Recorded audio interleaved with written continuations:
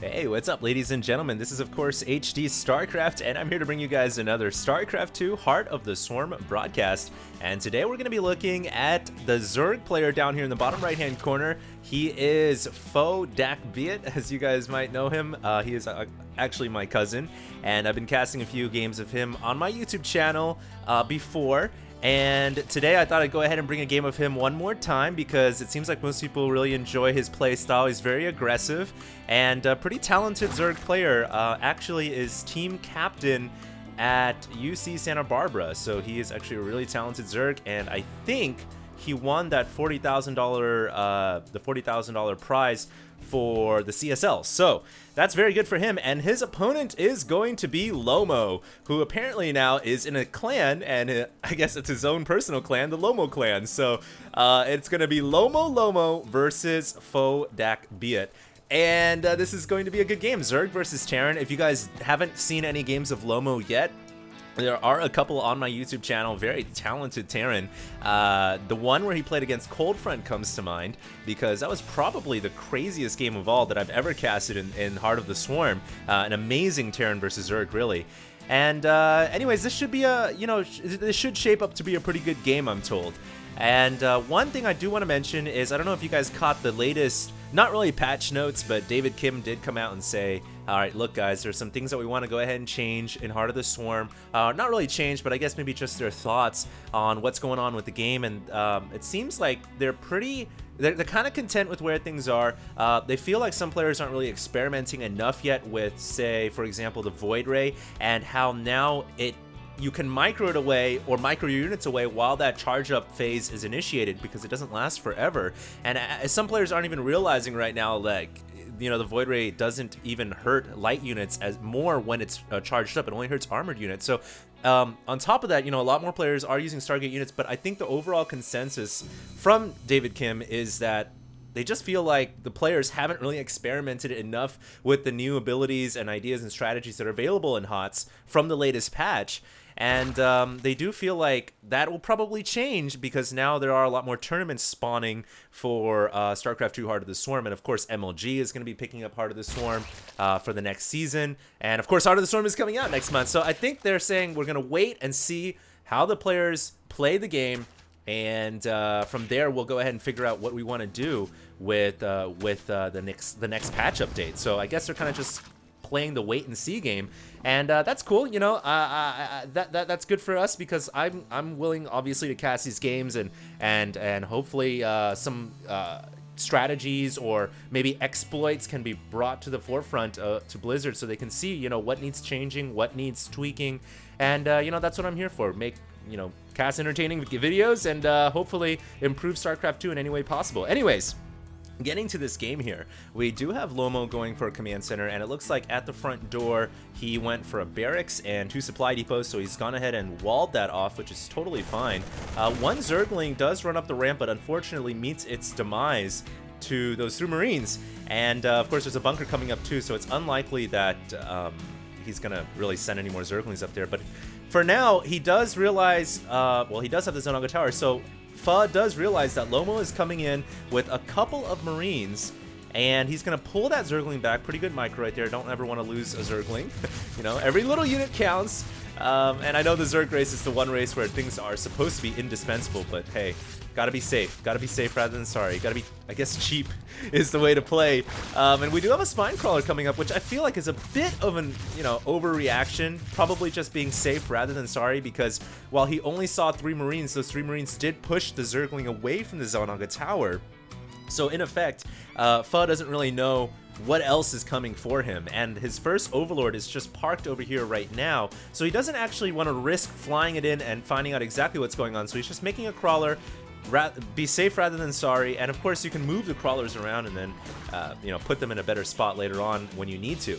But for now, no layers starting up yet for Fa. He is at the 6-minute and 30-second mark now. We do have 2 gases mining at the natural, not at the main. One Overlord getting a little bit too close for comfort, and Lomo's 2 Marines are ready and waiting, locked and loaded, good to go, and they're going to push that Overlord away. But this one should be pretty safe for a while. Meanwhile, what do we have coming out of the factory? Just Hellions. So no Widow Mine production yet out of Lomo, who is really, when I've watched Lomo play, he can use anything he wants. He can use mech or he can use bio. And the one thing that impresses me most about Lomo's play is his ability to multitask and micro across multiple different avenues. It really makes his Terran versus whatever games extremely entertaining. So this should be a good one. We'll see. But Lomo is coming in right now with those 2 initial Hellions and just driving on the edge of the creep right there, getting his wheels wet. And now he's going to go ahead and go up to the potential expansion, but doesn't see a hatchery there yet. Interestingly to note is my cousin still doesn't have a 3rd expansion yet. He does have a natural. The layer is about to finish, and there comes the 3rd. So pretty late 3rd hatchery, I feel like. When we'll see what the reasoning behind that is. You know, usually most Zergs get that 3rd a lot earlier than that, so not too sure why he delayed so long to get that going. But there are some more Hellions now grouping up, rendezvousing outside of this office building. And on the other side of it, of course, there is a queen and there are several Zerglings. Meanwhile, over on the other side of the map, this Viking is going to push the scouting overlord and actually push it to its death. And meanwhile, the other overlord that was here actually ended up getting killed by the Viking as well. But Fuzz says, no matter, I'm making it an overseer, which gives it a little bit, I guess it makes it a little bit more sturdy, a little bit quicker. But in the meantime, we do have a bit of a fight going on here, a little bit of something brewing. But Lomo is being wise to keep the Hellions away from the Speedlings. As long as he just plays, you know, the dancing game, he can, oh, look at this, he brought some Widow Mines in. And I don't think Fuzz saw the mines burrowing. He might have actually, it's hard to tell. Meanwhile, the Overseer does fly in, and it is able to get a full scout inside the main base. He does see the triple factory, which indicates that the Terran player is going to be playing a mech style. And against mech, there are a couple of, you know, different... Oh, God, the Zerglings just ran right over the Widow Mines. Unfortunately, I did miss that, but we can see the corpses here from the Zerglings that did die. And overall, so far, of course, Fa losing way more resources than the Terran. Terran hasn't even lost a single, well, he lost one, but that's really not much. But as I was saying before, hold that thought, we do have a medevac boosting in here, and there are Hellbats coming in. We've seen this before from Terran players. This is so devastating, but great reaction right there by Fa, and he pulls those drones out of the way. Now, will he be able to get some units back here and push this medevac out of the way, because it is really going to be able to roast up a lot of drones. In fact, the Queen can't stand that kind of firepower. Remember, the Hellbat does 18 damage versus all types of units, and then an additional 12 to light units, so it is a little ridiculous.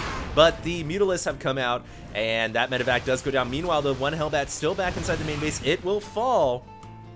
But the drone loss is actually not as high as I thought it would be. Only 2 drones going down. That's pretty good to, you know, when you have 4 Hellbats dropping in your main base, typically you expect to lose a lot more workers than that. So Fa doing a great job at shutting that medevac harass down. And meanwhile, this Overseer, oh, terrible death right there. New physics animation for that guy. And the Overseer's like, I wish we still had the old death animations, because that was a terrible way to die. Meanwhile, we do have some Mutalisks coming in. Remember, the new Mutalisks in HOTS, they regenerate even while in combat. They regenerate a lot faster with their tissue regeneration passive ability, but it doesn't matter how much regeneration you have, because if you run over these Widow Mines, you're gonna die. So really smart right there of him to just pull back.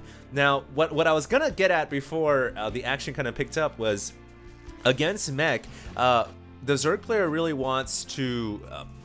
you don't want to go with, obviously, like a Baneling Muta army. Mutalisks, they can work, but if the Terran gets too many Thors, it becomes a bit of a problem. Even though the Mutalisks have that new passive regeneration, typically, I feel like as Zerg, you want to get Swarm Hosts, as we saw in a game I casted with Blade.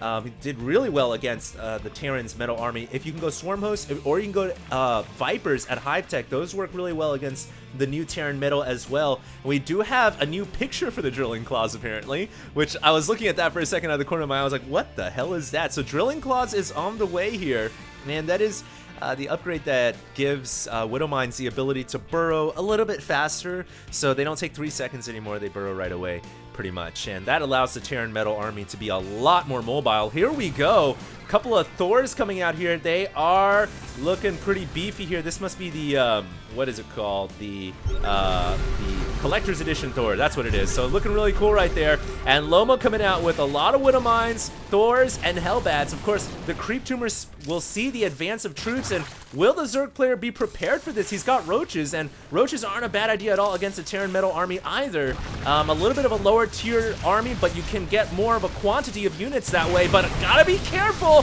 Those mines are exploding and doing a ton of damage to the Roaches, and I don't know if Fuzz gonna have enough Roaches to break through this army. Actually, it looks like he will.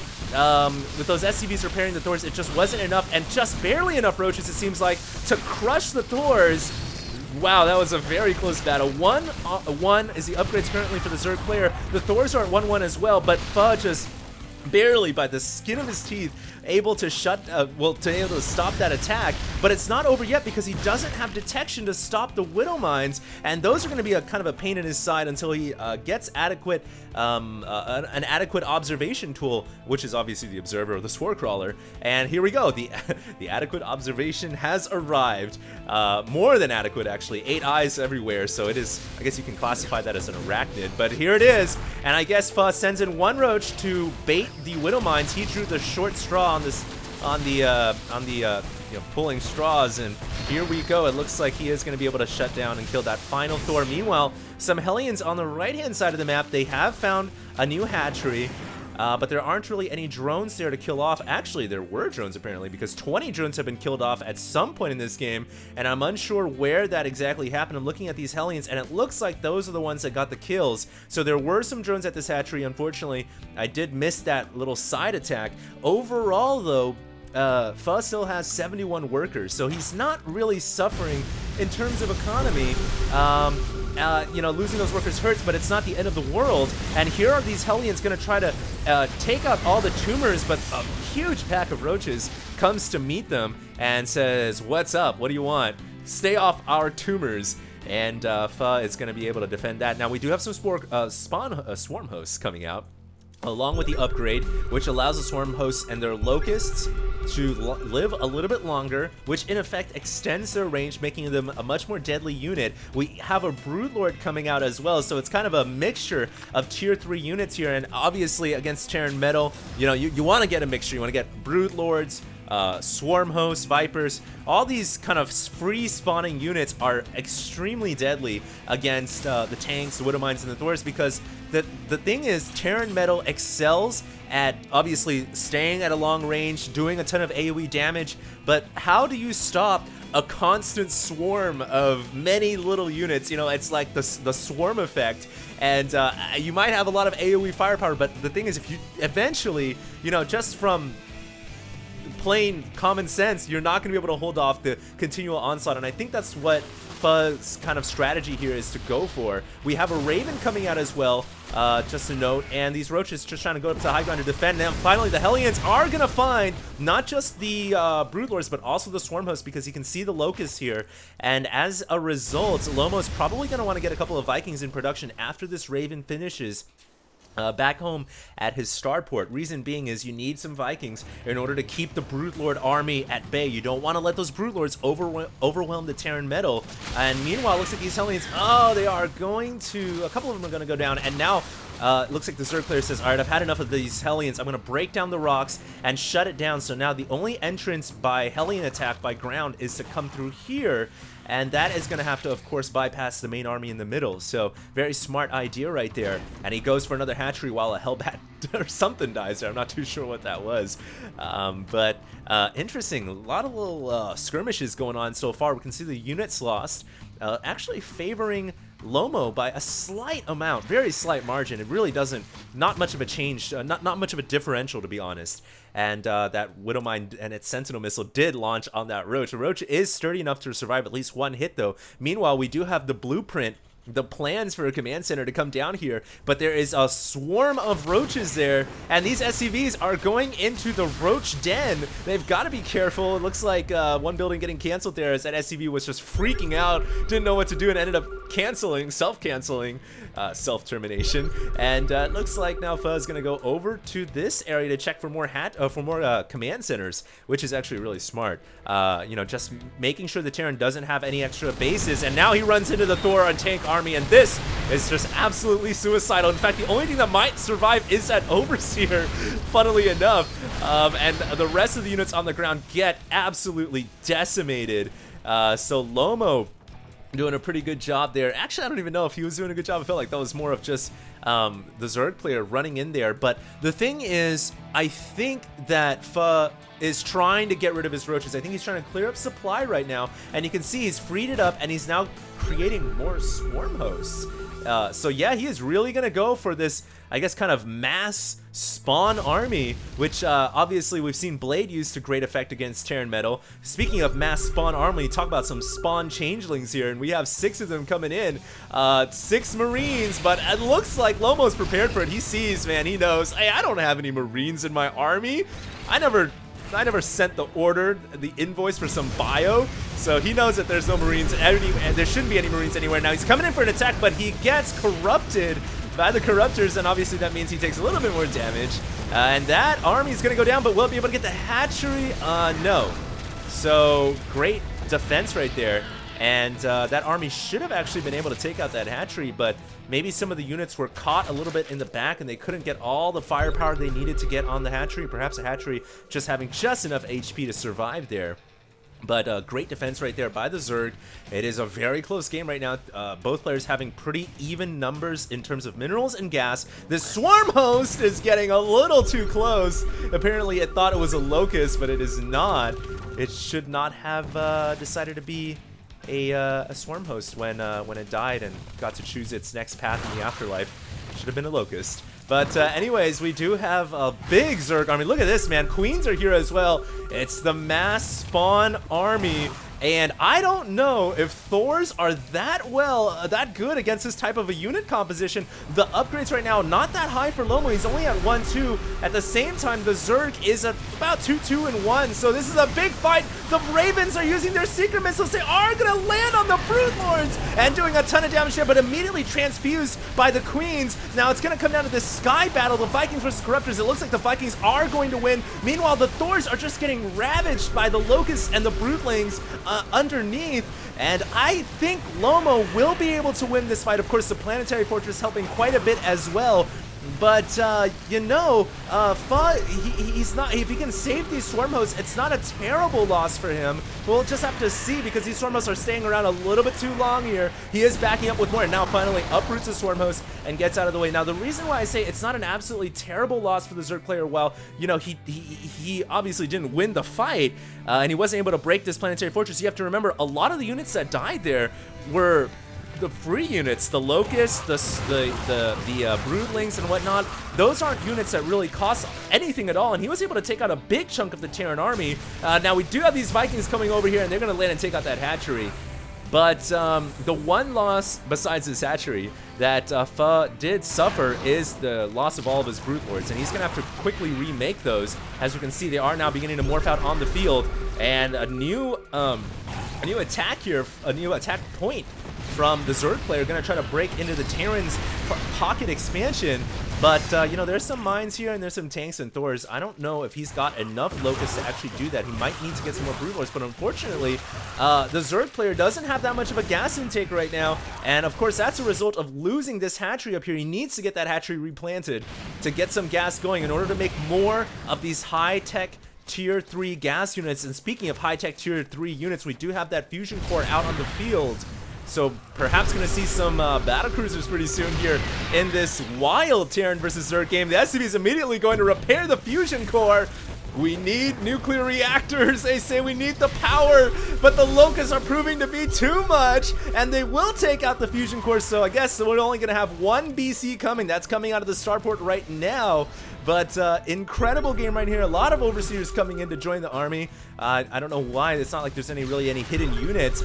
But these Locusts are just proving to be too much of a problem for Lomo, whose tank count right now is only at 5. And I honestly feel like in order to beat Swarm hosts, you need a 1-to-1 ratio of tanks to swarm hosts. So if there's 13 swarm hosts, you need close to 13 tanks in order to hold that army off. Meanwhile, though, we do have a ton of Seeker missiles coming up. They are going to land. The Queens are trying to get out of the way, but they weren't able to run away in time. Now, will these Corruptors be able to push the Vikings back? It looks like they have a better concave. A lot of the Ravens going down there. That Queen actually got the kill on the Raven. Little bonus for her because usually Queens, of course, don't get kills. But this is interesting. You know, both sides have like their own medics. The Corruptors have Queens, and the Vikings have SCVs repairing underneath. Marines coming in, Changelings of course coming in to, I don't know do what, but we do have some Swarm hosts. Oh my god, they have been wrecking the SCV line over here at the 6 o'clock expansion. Those Swarm hosts are just doing so much damage, and unfortunately Lomo's too tied up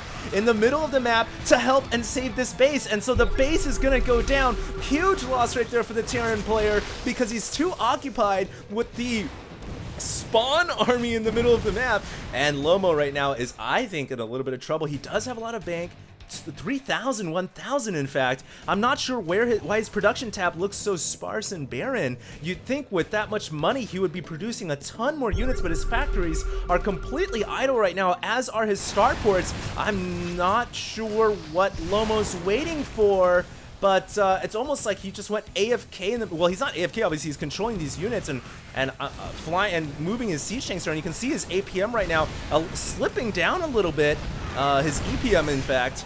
But now his production tab is lit up once again. It looks like he was just doing something at the moment, but that moment of not doing anything, the idleness, might cost him here as he loses another base. Oh wow, and massive explosion from the Raven Seeker missile.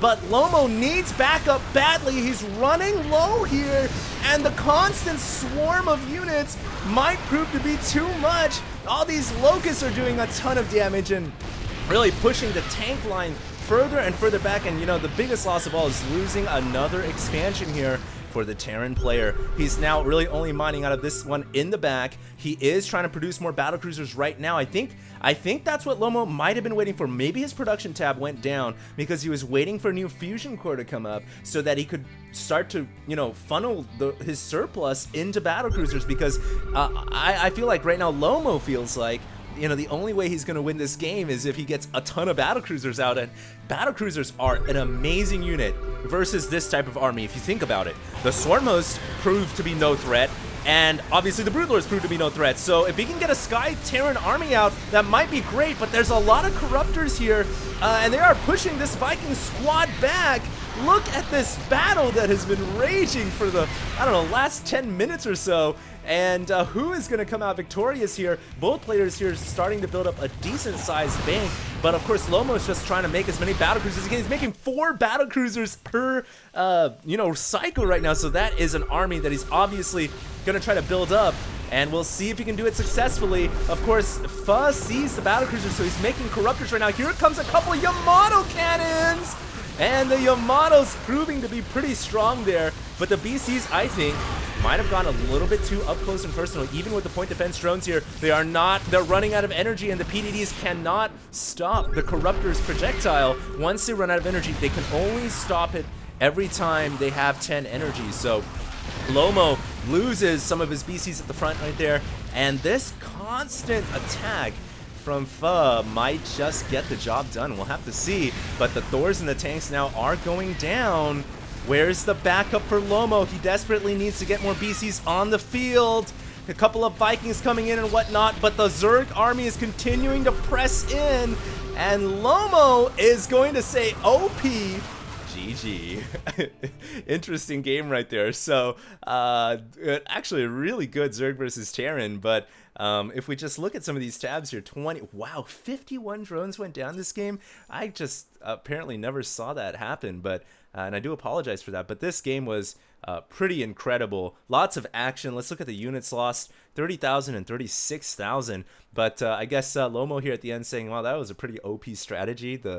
This mass swarm host and Broodlord army combined with, you know, queens and corruptors and whatnot, and I feel like Fa caught Lomo during that transition when he was trying to go into battlecruiser mode, and losing that fusion core the first time hurt him a lot, actually, because you can tell that he was really trying to switch into battlecruisers. Losing the fusion core, had to rebuild the fusion core, and in that transitional period, the Zerg army just completely overran him. So really cool, and a great Zerg versus Terran. I hope you guys enjoyed. And of course, this is HD StarCraft. Now, if you guys have any cool replays like this, or if you guys know any pro players that are playing, feel free to have them send their replays into me at hdreplays@gmail.com. Put a good description on there. And last but not least, do feel free to subscribe to my YouTube channel at HD StarCraft. For now, this is HD, and I am signing out.